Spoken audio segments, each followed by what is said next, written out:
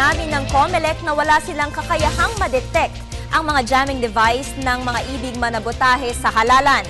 Ayon kay COMELEC Chairman Sixto Brillantes Jr., kulang ang kanilang manpower para hanapin ang signal jammers. Dahil dito nagpasaklolo na lang ang komisyon sa publiko para mahuli ang mga magtatangkang sirain ang proseso ng eleksyon.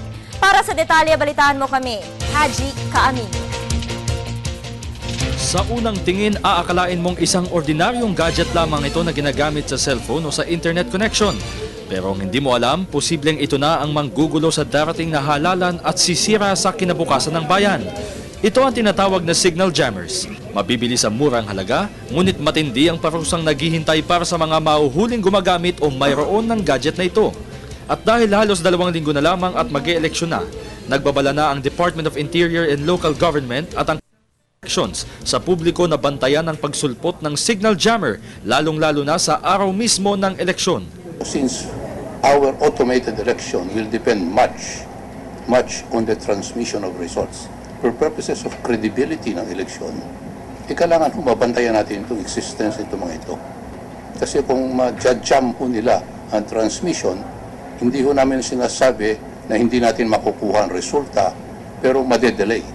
Sa sandaling mahulihan nito ang sinumang individual sa darating na araw ng midterm elections, lalong-lalo na sa mga voting centers, 8 hanggang 12 taong pagkakakulong ang magiging parusa.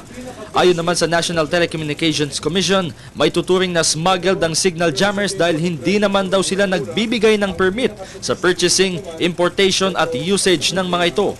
Nakasaad naman sa Memorandum Order 1-02-2010 ng NTC ang pagbabawal sa naturang gadget at maaaring makulong ang lalabag ng hindi bababa sa 2 taon. Ngunit paano nga ba makakaapekto sa darating na signal jammers? Ayon kay DILG Secretary Marojas, sa isang pindot lamang ng naturang gadget ay maaaring magulo na ang transmission ng PCOS machines at maging ng signal ng mga cellphone. Yan po ang patunay na meron pong jammer. No? Bago ho kami pumasok dito ni Chairman Brillantes, ni Commissioner Cordoba, ay inon ho namin yung isang gadget, no? Tulad ng nakikita natin dito.